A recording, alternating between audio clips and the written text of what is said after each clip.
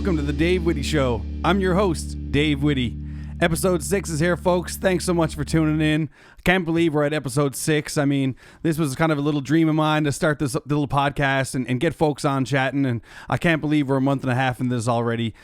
Big thanks to everybody who's tuned in so far, anybody who's shared and posted on your social media channels. I mean, it goes a long way. Big thanks to all my guests who've come on.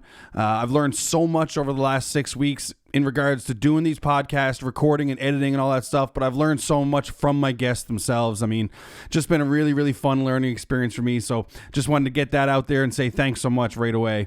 Episode 6 is here, like I mentioned. Got another great guest on, Mandy Lee Dawe. She's a clothing designer in St. John's, Newfoundland. Got a store here right down on Duckworth Street. I mean, she's got a real neat story. She's super, super cool. Like, one thing you know about Mandy is she's just herself. She's super, super sweet. I love chatting with her. I've known her for a little while now. And I mean, every time I bump into her, you know, it's like you've known her your whole life. I mean, she's got a great story to tell. She's also an incredible designer. She does really, really neat pieces, a lot of custom work. But I'll let her tell you that. You know, in the interview towards the end of the podcast there. So, got a lot to break down here today. I mean, lots of stuff going on. Wanted to chat a little bit about what's going on in Newfoundland. I mean, we're still in lockdown here, so still doing podcasts virtually, still in the level 5 lockdown. So not really much movement on that front. I mean, there's the cases and stuff seem like they're really like low. I mean, I think there's only one case announced today. So, I mean, we're really, really moving forward in a positive direction. So hopefully by Friday, I mean, we might have some good news and maybe be able to move up a level and maybe get a little bit more freedom. I know that's one good thing about being in Newfoundland is, I mean, it's very containable. I think, you know, we're on an island, so you can kind of track who's coming and going. So that makes it really, really helpful for the COVID situation. And hopefully there's a vaccine rollout, you know, in the next few months. I mean, there's lots of talks about this going on nationally and stuff like that. So, you know, hopefully that rolls out and we can get moving and get back to some real life sooner, because I'd like to get out playing music for folks, and I'd love to be doing these podcasts and interviews in person. I think that would just have a really nice vibe to them, and you'd really get to know the person a little bit better. So much stuff going on here musically. I mean, they announced the East Coast Music Awards, the East Coast Music Association Awards, sorry. There's some Juno nominees. I mean, I'm going to break down those a little bit. Lots of sports going on. The Leafs have been playing so. I mean, we lost the last couple games, lots of key injuries there. Lost the last 2 against Vancouver, got a big week coming up against Winnipeg. You know, the injuries, hopefully we can get our goaltending situation straightened out and we can get everybody healthy again. Like I say, it's going to be a big week against Winnipeg, so really looking forward to that series. You know, Edmonton are there. Montreal are. I mean, it's interesting what's going on in Montreal right now. They got Carey Price, who's been arguably the best goaltender in the world. Not to say that he isn't anymore, but it kind of seems like he's a little bit fallen off. I mean, he's got their huge contract signed in Montreal. They're $10.5 million. I mean, it doesn't leave a whole lot of cap space there. And I'm coming from a Leafs fan who our top 3 are getting paid over $10 million a year. So, I mean, maybe Montreal can get it rolling again. They lost a tough one last night against, 2 nights ago for you guys, but last night for me, really, really tough one against Vancouver there in overtime. Or in the shootout, sorry. But, you know, it's been great watching the North Division. I've been chatting with a few folks. It's been interesting. You know, I was really excited about this North Division starting off. And it's been great the last little while. It would be really nice if we could see our team starting to face some other teams. I'd love to see the Leafs face up against Tampa Bay or Boston or Dallas, you know, some of these big teams, and see how we kind of fare. I mean, but no complaints. We're happy to have a hockey season and happy to have sports back, especially for this round of lockdown. So it's really been keeping it interesting for me. As I mentioned, they nominated the East Coast Music Association Awards. The nominees have been announced. Tons of talent from Newfoundland there. Let's see here. We got Fans Choice Award. Nominees from Newfoundland: Kelly Loader and Bridges. Rising Star Recording of the Year: Ruben Rake, whose album is absolutely fantastic, by the way. If you're into folk and contemporary stuff. I mean, really, really great album. I've listened to it from front to back a ton of times. I'm a big fan of Reuben Rake. Their songwriting is incredible, so good luck to them. Roots Traditional Recording of the Year, Matthew Byrne, another great artist. I mean, just beautiful renditions of songs and a beautiful voice and really nice arrangements. My buds Rum Ragged are up for Roots Traditional Recording of the Year. Pop Recording, Bridges. Inspirational Recording of the Year, Justin Fancy gets his first nomination. Really big congrats to him. I know he's been working hard this last year, so big shout out to Justin. Folk Recording of the Year, Sherman Downey and Reuben Rake. Big fans, like I just mentioned, Reuben Rake, big fans of their new record. And also Sherman Downey, been a fan of his for a long time. Just a great songwriter, really uplifting and fun and poppy. Dance Recording of the Year, Bridges for Suspicious.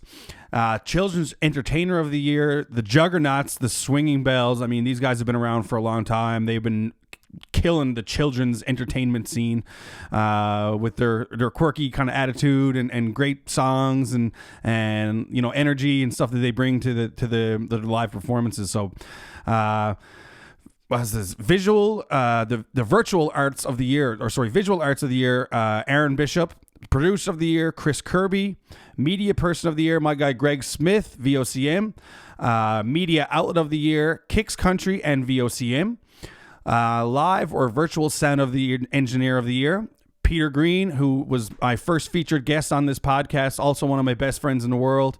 I'm really happy for Peter. I mean, he's been working and slugging through the slums, you know, since he started, and it's nice to see him get some recognition. Carter Snow, also a great friend of mine, so big congrats to those guys. Event of the Year, Jibfest Weekender. I mean, I was supposed to perform at this earlier on in the year. A great event. Too bad they couldn't pull it off this year. I mean, but they pulled the shoot on it, which was the right thing to do with everything going on regarding COVID. But big congratulations for that nomination. Company of the Year, 618 Entertainment and Atlantic Disc and DVD. You know, so big congrats to all those nominees. There's a ton of Newfoundland talent there, let alone all the East Coast talent from Nova Scotia, New Brunswick, and PEI. But I wanted to give a little shout out to all of my fellow Newfoundlanders. So big congrats to all those nominees. I mean, I'm not really too sure what they're planning on doing for the awards ceremony this year. It looks like they might be going ahead with some form of it. So it'll be interesting to see how that all unfolds, but just wanted to give a shout out and a big congratulations to all the nominees from Newfoundland. Just got some large news. Juno Awards were also nominated today being Tuesday, March 9th, when I'm recording. I mean, you'll probably hear this tomorrow or a couple days after. Traditional Roots Recording of the Year, Rum Ragged. I mean, congratulations. Mark and Aaron have been friends of mine. I mean, some of my closest friends in the world. I love the boys dearly. I mean, they're probably the hardest working band in Canada. These guys are dogging it out, especially pre-COVID. I mean, they're always on the road, always touring. They're pumping out records all the time. You know, super positive attitudes mixed with great arrangements, beautiful singing, really, really well deserved. And I just wanted to give them a shout out on their big Juno Award nomination. I mean, what an incredible feat to have. So yeah, congrats, Rum Ragged. Jazz Album of the Year, Florian Hoffner. Contemporary Christian Gospel Album of the Year, Matt Maher. And the Comedy Album of the Year, Matt Wright. Now, these are all nominees, as I mentioned, so you have to tune in and for the Juno Awards to see who will win all these awards, but just wanted to give a shout out to, all the Newfoundlanders who've been nominated nationally, for the Junos, which is an incredible feat. The Junos are essentially, the Canadian Grammys, so to know some people who are involved in that and see how hard people have worked in their careers and to finally get some recognition, I mean, it's outstanding, and so big congratulations. The Brier has started. I mean, really, really great time of year. I'm normally in Mexico this year. It's always been fun watching the Brier because I'm normally in Mexico. I mean, I'm playing in an Irish pub a lot of nights, and you get a lot of, Canadians and especially West Coast Canadians, but you get some East Coast Canadians, and I mean, they're always looking for the Brier this time of year. It's always been fun watching the locals kind of see and interact with curling. it's a great time of year, great tournament, a lot of fun. I mean, I was super sad to have missed the Brier here in Newfoundland a few years back. I heard that was such a ball. Hopefully it comes back, and hopefully I'm in town, because I mean, I would just love to be a part of that, the party and the patch and all that stuff. Team Canada skipped by Brad Guju because they were the winners last year. They sit at 2-2 right now as of Tuesday, March 9th. They are looking to win their 4th Brier in 5 years. I mean, you got to hand it to these guys that they've been to the Olympics, and the highway's named after them, and so just big shout out to the Brad Guju team. Also, Team Newfoundland, skipped by Greg Smith of the Ballyhaley Curling Club. They sit at 1-4 right now and managed to get their first win last night against Team PEI. So rooting for Team Greg Smith as well. So good luck to everybody at the Brier. Other than that, that's pretty much what's going on in my world. I'm back doing a live feed on Friday night. Picked up a sponsorship this week. Really, really happy about that. I mean, I'm also looking for a sponsor for these podcasts. I'm pumping them out every single week.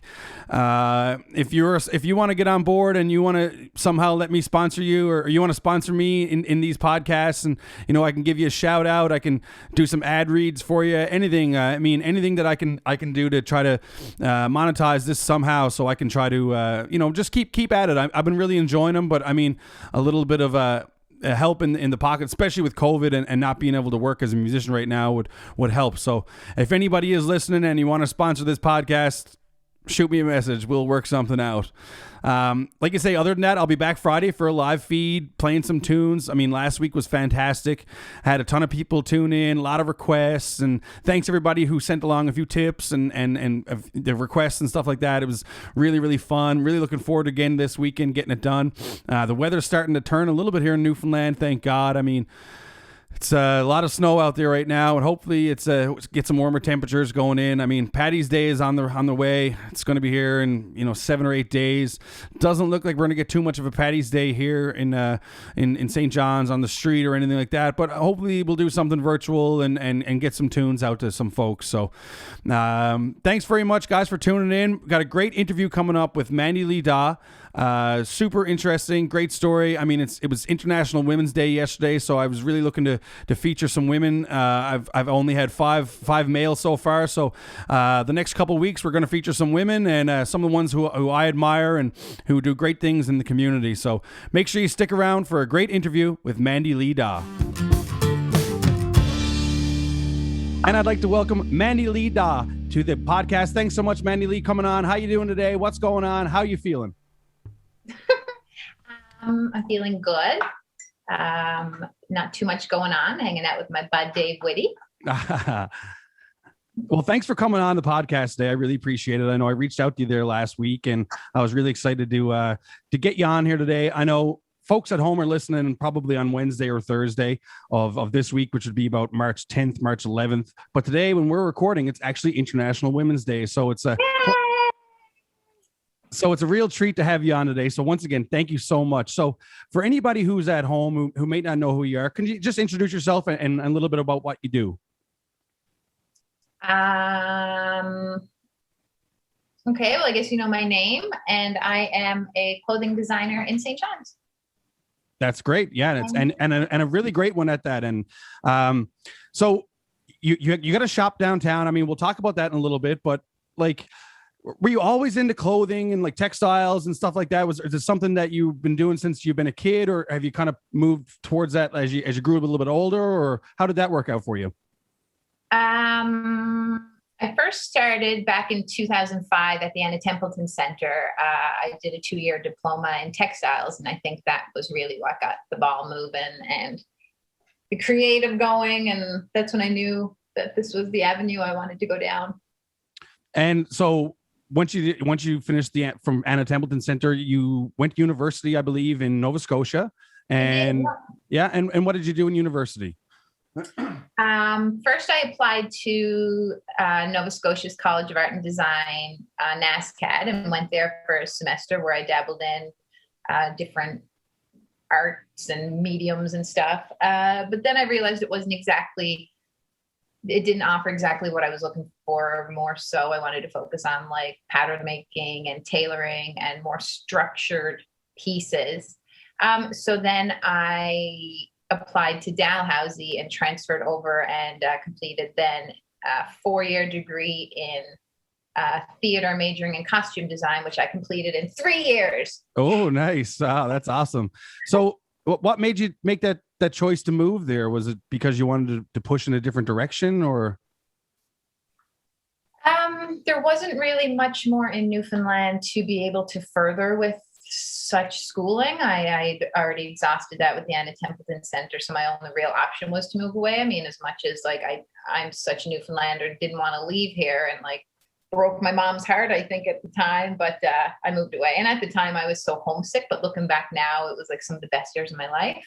Mm-hmm. Why is it always like that? When you're in it, you don't see it. And then you look back and you're like, wow, that was amazing. Yeah, no, I can relate to that. I spent a couple of years myself in Toronto, playing tunes. And I mean, it was the dog days. I had no money. And I mean, we're slugging around. Like, case of beer in your fridge. I always had a case of beer, and there was always, there's always a loaf of bread around. That's for sure. But I mean, you're right. You nailed it. There were some of the best years, especially being young. You just no cares. You had no responsibilities, except for to get your bit of work done, get your schoolwork done, yada, yada. And I mean, yeah, you're right. You nailed it there. It's, some of the best days, but sometimes it takes those days to have to look back on to really reminisce on those and to really enjoy them. Yeah.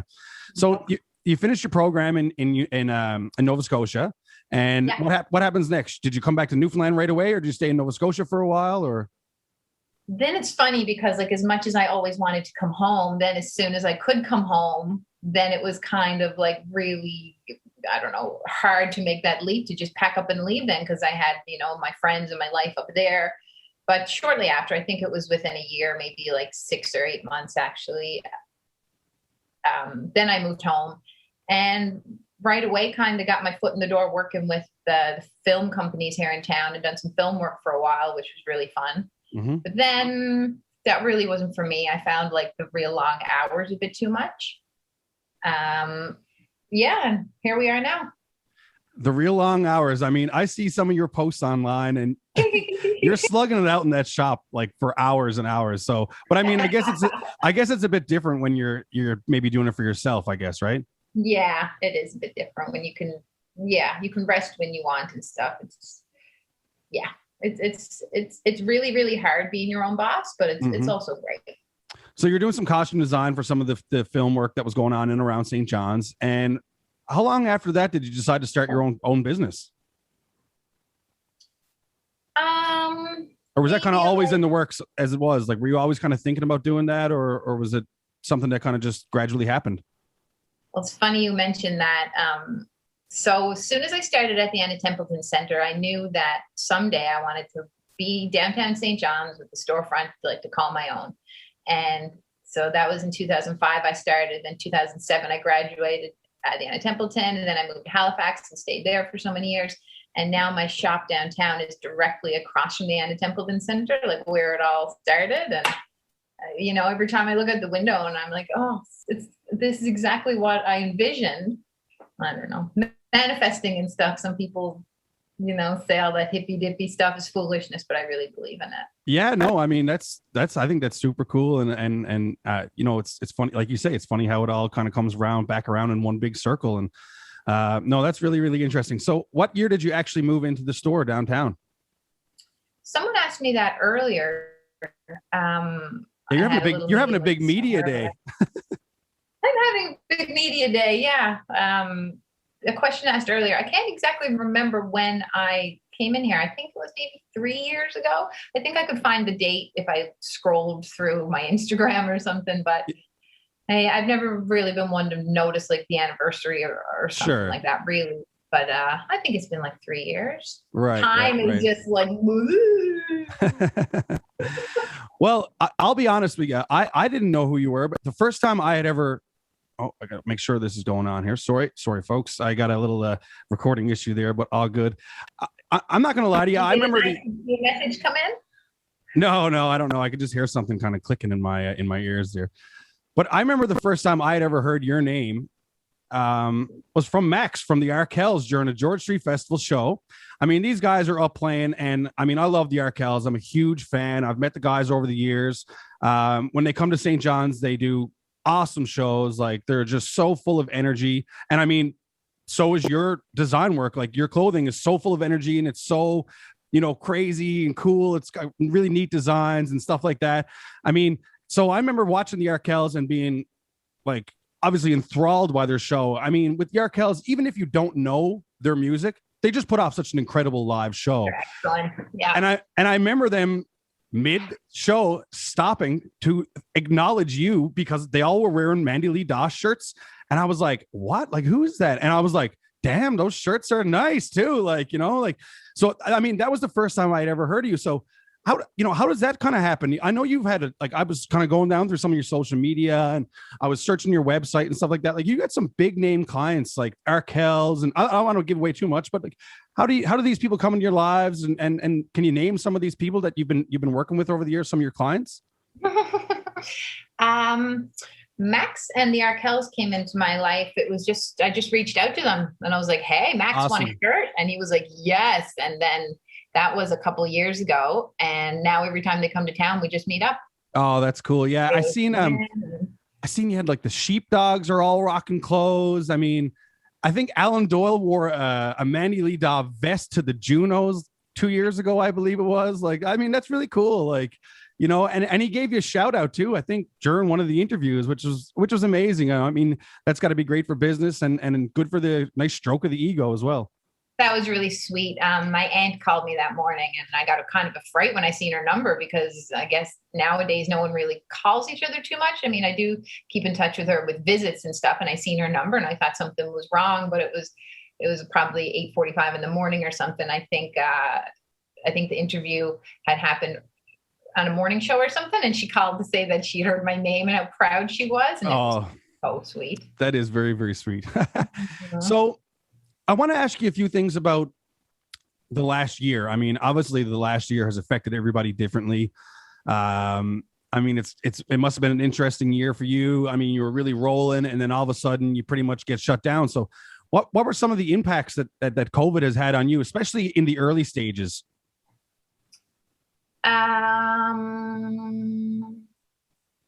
Impacts. Production has definitely changed from funky, one-of-a-kind button-downs to like mask production. You went crazy with the masks. I noticed. Like, I mean, that looked like it was a huge seller. I bought a mask off you. I mean, I've seen a lot of people going around and a lot of people posting on social media with Mandy Lee Dawe masks. Like, I mean, I don't want to say what a positive thing to come out of it, but what a positive thing to come out of it. Like, that must have been great for business. It really was. I'd had a couple people ask me if I was going to make masks, and I wasn't. And I think what it was I was still kind of like shocked at what was going on in the world. And I think I had to let things settle and kind of be like, wow. And then one day I was home and I just was like, I need to go down to the shop for a little bit. And I just realized I have the space here. I had all the supplies on hand, and that like I could be doing more and I should be doing more. And I just got down to biz. Yeah, no, I know that's really neat. Like, as I had mentioned, you know, obviously that's great for business, but you know, it's also great for the community. I mean, at a time when people were probably looking for masks and stuff like that, you kind of jumped up and did that for people. And I know a lot of people were really appreciative of it. And you see a lot of people going around rocking cool masks with all kinds of different designs. And you had all the different ones, like the kind of the pullovers and the strap ones. And I'm not sure the names. I'm sorry, but I mean, I bought one of the pullover ones, that kind of the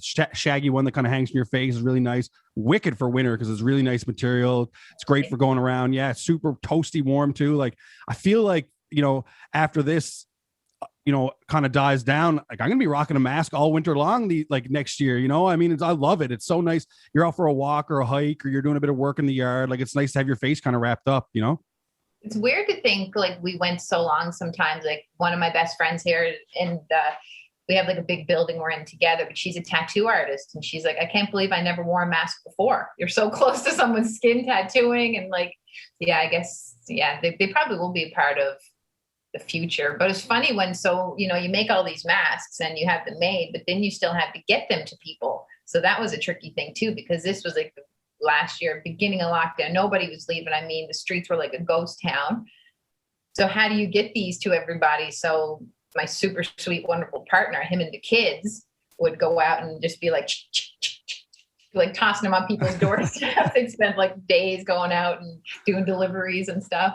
Yeah, I bet. I mean, it was an interesting time, especially it's so different now, even 1 year later, the difference that how much we know compared to what we didn't know, you know what I mean? Then, like, I mean, right now we're in a level 5 lockdown. Like, I don't want to say it, but it doesn't quite feel the same as the first level 5 lockdown. I feel everybody's not going to say taking it a bit easier, but everybody has a peace of mind a bit more. Everyone knows what it is and what it's all about now. I mean, that's such a big difference with the way that was the first time around and this time around, you know? Yeah. One cool thing I know I seen about you, and I was doing just a little bit of back work on you, was Exile actually took a bunch of your stuff, and when the original lockdown, say last, I don't know what, April, May, maybe the restrictions kind of got lowered and everybody was allowed to move around a bit, restaurants open at certain capacity. They had mannequins dressed up in all of your gear at their restaurant. Yeah, they still do. And now that you're talking about this, and I think of like customers in the past and stuff, it's all just like brought together with music. Mm-hmm.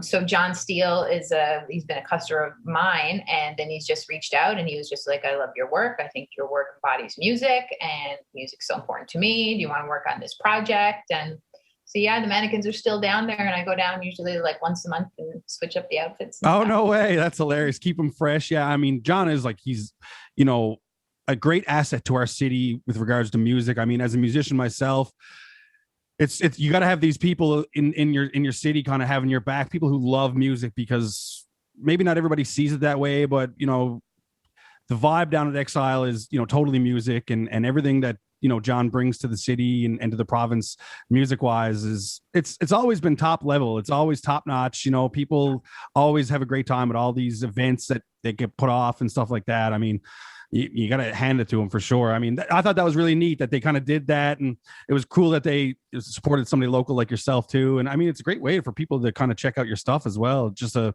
neat great. Little. Some people, were like, ooh, it's too creepy to go into the restaurant. There's a mannequin there. And it's like, have you ever been to a clothing store? Yeah, exactly. But no, it's been great. And we've got a lot of like fun feedback about it and stuff. And everybody should check out Jag Hotel and their Exile restaurant.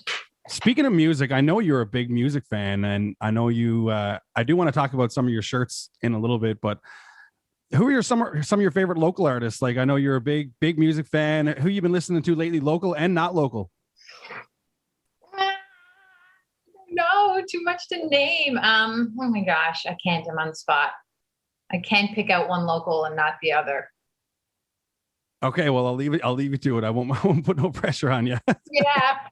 No, I love all local artists and music. Okay, I want to dig into some of your designs too. Like, I was going down to your website the last few days and checking out some of your stuff. I mean, super creative stuff. Like, and you don't make clothing for men or women or you make clothing for everybody. Everybody gets a shot at your clothes. I know you do custom stuff. People can write you for custom designs, or obviously you have your own designs and you'll fit them to them and stuff like that. Like, what was kind of the idea behind doing that? Did you have any idea when you first started what you really wanted to do, or has it just kind of evolved into a little bit of everything? Completely just evolved of like, just I'll make something that like I like, and then I'll make something that I think someone else will like, and then I'm like, oh, that would look cute as like a child thing. And I've even done like dog scarves, like all inclusive. Yeah, that's right. No, I love that. I mean, I'm assuming everybody else does. Like, that's the way. It's 2020, 2021 actually on top of that too. So I mean, it's great to be inclusive and all that stuff. So I want to talk about a couple of the designs that I really love. Okay. So I've kind of broken some of these down in categories. So obviously I wanted to talk about the vintage hockey shirt is a new one of yours. I love that. I know a month ago, it was a full shirt. And recently there's like a half shirt design. I love that. It's like fabric. What's that? Limited fabric. Yeah, of course. Yeah. But you make the best of it. Like you always do, Those shirts are awesome. They remind me of like my cabin, like the bed I used to sleep in at my cabin. You know what I mean? Like I definitely slept in sheets that were like that shirt, which is awesome. I mean, you did the Golden Girls, like there's face masks and shirts as well. There's a Smurf shirt, which is like a kind of a pocket tee with the Smurfs logo. I love that. One of my favorite ones you do, I've seen Andrew James O'Brien from Fortunate Ones wearing, is the Newfoundland. Yeah, he is. He's amazing. I grew up with Andrew. He's from Mount Pearl. We're kind of the same age, so we kind of grew up playing hockey together and that kind of stuff. He's fantastic. Him and the Fortunate Ones, you know, they're a fantastic group. I love and they love supporting local too. He's always rocking your gear, you know. But he has the Newfoundland emblem kind of chest one, which is a real. I think that's been a pretty popular seller for you. I've seen a few people wearing those. Yeah, they have been. Another thing that you are really good at is, especially lately, I've noticed you're nailing like these pop culture like things, like anything that comes out, you're on the ball. Like you got a shirt made for it, like right away. I mean, can you talk about some of the ideas behind, like, well, you did the Bologna stick, which is hilarious. Like, I love that one.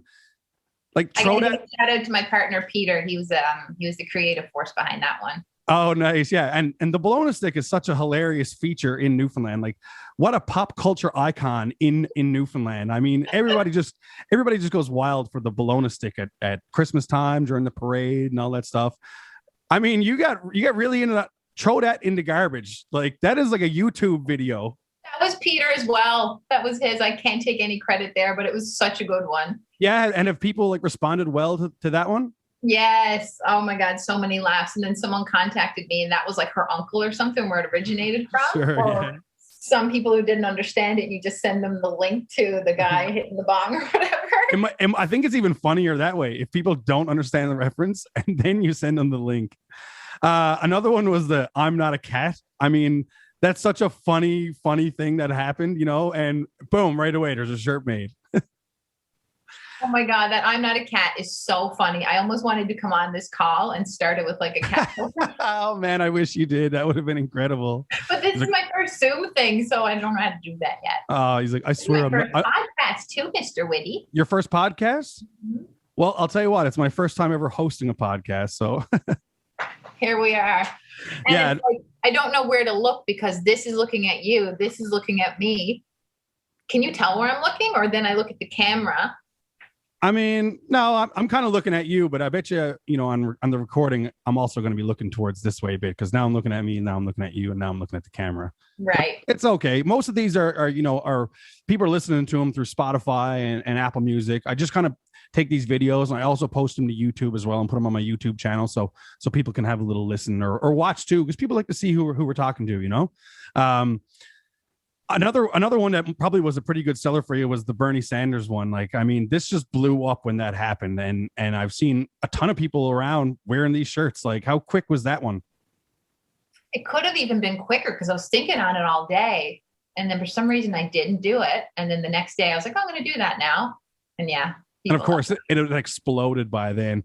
Some of my favorites of your stuff. I mean, you did the Traveling Wilburys shirt, right? Which is amazing. Was that your idea behind that? Did you just decide to do that one day? Yes. They are like my favorites of life. I love them all so much. And what I loved is that you went a step further and then you did a Novak version of that. Yes, me and Mr. Mike Davis teamed up on that one. Yeah, no, that's so they like the Novaks kind of use that. Did they use that for any like merch or anything like that, or it's just something that was a one-off kind of thing? Or at the time, yeah, it was just something we teamed up on, and I did it under, of course, their like approval, and Mike was all about it and stuff. Mike, Mick, he's, you know, yeah, whatever. But we think we might like team up and do like a merch thing someday or something. Yeah, no, you really should. I bet you that would do really well. I mean, I always love them. Kind of this the similar to that one was the you did the 5 beers of Newfoundland, which is beer. What's that? I love beer. I love beer too, and I love local beer, you know. But I like how you didn't keep it. It wasn't just the Molson beers. It wasn't just Labatt beers. It was just all of those the Molson and Labatt beers that are brewed only exclusively in Newfoundland. Like the what is it? It's there's India, Jockey, Dominion, Blue Star, and Black Horse, which are 5 beers that are just brewed locally here. I love that one as well. It's really cool. Tea and Toast one is also amazing. Frig is hilarious. Just straight up Frig. And another one I wanted to ask you about was the halves on a half case one. Where did you come up with the idea for that one? How many times have we said that in our life? Oh, I've said it 1 million times. Trust me. Yes. As a young lad going around the paths of Mount Pearl, I've used that term many times. Shocking. Halves and a half case, and then sometimes you'd have to give one to the buyer. We used to go robbery. One of our favorites was we'd go nines, so it'd be like a dozen and a half. That was when we were getting a little bit older. Then you go nines, but what would happen was exactly like you said. The buyer would have to he'd take a couple, and he'd probably take 4 or 5 darts on you as well. I mean, but that was it. That was the good old days. I love that. Very, very creative stuff. I mean, really, really cool. Another thing I wanted to ask you about some of your design stuff is I was looking into, I just want to get it up here so I can have a quick little look. Yeah. So some of the stuff that you do here on this last page was, they're like custom designs with love from me to you. And I noticed the one that you have on your website is actually, it looks like something that was written possibly by your grandmother or, so what was the idea behind that? What made you do that? Well, she's just like the most special to me. And I got a couple handwritten cards from her with like really sweet messages on them. And like, you know, everyone's handwriting is just so like distinct.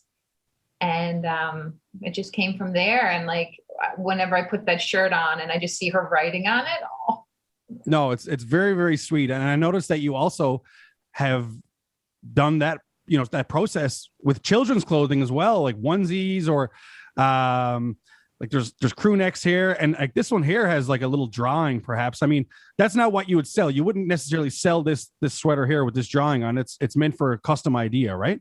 Yes, our little boy was in this habit of coming home every day with a new drawing for me and Peter every day. And then I said, and he was so proud every day of his drawings, and you could see his skills getting a little bit better and stuff. So that's when I took one of his drawings and put it on a shirt. So when he came home and I had the shirt on, I was like, hey, does this look familiar? And his little face, right? He was so proud of himself. So I've had a couple people now, and they've gotten like, say like their child to like draw a picture for like Nanny for her birthday. Oh, that's so sweet. The drawing of the little child on a sweater for Nanny, and just pulls at the old heartstrings. Yeah, no, absolutely it does. And I think you do that a lot with a lot of your designs. I mean, especially, you know, expat Newfoundlanders, I'm sure they love a lot of your stuff, you know, a lot of great Newfoundland designs in there and stuff that Newfoundlanders would find unique and charming for sure, which is basically what we've been built on is uniqueness and charm. Absolutely. What old charm. That's right. Yeah. Well, Mandy, I want to thank you so much for coming on today. It's been a real treat. It's International Women's Day, and I really wanted to focus this week on somebody in our community who's a great person, really, really creative. I mean, you're also just a laugh to chat with. We've chatted a lot of times, like, you know, maybe late nights and stuff like that, which seems to be a running theme with these podcasts. But you're a really great. That's just how Newfoundlanders roll, you know? Exactly. You meet up in a kitchen somewhere and you're new best friends. No, yeah, exactly. Or a bar in this case. But yeah, I want to thank you so much for coming on, and I wanted to celebrate women in our community, and you're definitely one of them. So big thanks to you for coming on. For folks at home who are listening, where can we find you to online and in your shop? My shop is at 267 Duckworth Street, and then just Instagram and Facebook is just Mandy Lee Dawe. Awesome. Well, thank you once again for coming on. You have a great day, and we'll chat with you soon. Okay, buddy. Thank you so much. All right. Bye-bye. Huge thanks to Mandy Lee Dawe for coming on. Just a super, super sweet person. I mean, I love chatting with Mandy anytime I can. She's also extremely talented. You can also check her out on her website, guys. She didn't mention, but mandyleedawe.com. I mean, she does custom orders. You can see all of her designs there. Really, really fun and interesting, quirky kind of outfits. And I mean, she does all kinds of shirts and baby clothes, and I mean, she does everything. She's super, super cool. So once again, big thanks to Mandy Lee for coming on. I really loved having that chat. Big thanks everybody who's tuned in, guys. I've been having a lot of fun doing these podcasts. Want to give a shout out to everybody who's come on so far and in the past. Been a lot of fun doing these. Gonna keep moving forward. I mean, next week we've got another great guest. Hoping to keep these pumping out every week and keep some guests on. Like I did mention before, looking for a sponsor, guys. You want a sponsor? Come on and give me a call and let's work something out. Other than that, check me out Friday night, guys. I'll be live on my Facebook page. You can find me at Dave Whitty. Please subscribe and like on YouTube if you can, at Dave Whitty, and follow all my social media channels. I'm always posting fun new content, new videos for music and podcast ideas and all that kind of stuff. So big thanks to everybody. Looking forward to chatting with you soon, and we'll catch up with you soon. Take care. Peace.